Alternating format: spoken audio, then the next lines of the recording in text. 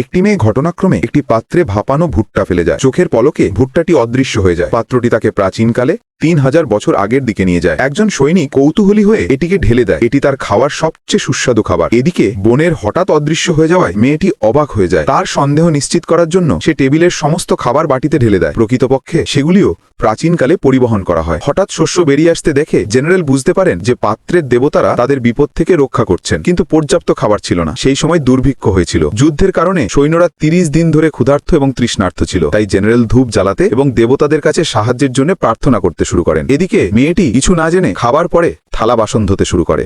সে দুর্ঘটনাক্রমে তার আঙুল কেটে ফেলে। সংক্রমণ রোধ করার জন্য সে কলটি চালু রেখে দ্রুত ব্যান্ডেজ লাগাতে যায়। এতে 100 টন জল নষ্ট হয়, কিন্তু তার অসাবধানতার কারণে প্রাচীন সৈন্যরা জল খুঁজে পায়। তাদের তৃষ্ণা মিটে যায়। মেয়েটি যখন বাটিটি আনতে ফিরে আসে তখন এক ফোঁটাও অবশিষ্ট থাকে না। নির্বোধভাবে সে মনে করে যে সে অবশ্যই অন্য দিকের কলটি বন্ধ করে দিয়েছে। ধন্যবাদ হিসেবে জেনারেল জাতীয় কোষাগার থেকে সমস্ত সোনা, রূপা এবং গয়না বাটিতে ফেলে দেয়। শীঘ্রই মেয়েটি তার হাতে এটি খুঁজে পায়। সে বিশ্বাস করতে পারে না। স্বপ্নকে উড়িয়ে দেওয়ার জন্য সে দ্রুত একটি প্রাচীন দোকানে যায় এবং দোকানদারকে গয়নাগুলি শনাক্ত করতে বলে। সে খারাপ খবরের জন্য প্রস্তুত, কিন্তু 72 ঘন্টা পরীক্ষা করার পর দোকানদার বলে যে গয়নাগুলি 3000 বছরের পুরনো এবং এখানে 80 মিলিয়ন ইউয়ানের মূল্য। মেয়েটি অত্যন্ত আনন্দিত এবং আগে হারিয়ে যাওয়া খাবার এবং 100 টন জলের কথা মনে করে। সে বুঝতে পারে যে যদি সে বাটিতে কিছু দেয় তবে তাকে পুরস্কৃত করা হবে। তাই সেই দিনই সে এক কার্ড বোঝাই খাবার কিনতে মোটা মূল্য দেয় এবং তারপর বাটিতে সবকিছু ঢেলে দেয়, ঠিক যেমনটি সে আশা করেছিল। জেনারেল আবার তার উপহার পায়। সব ঝামেলা শেষ। মেয়েটি তার পুরস্কারের জন্য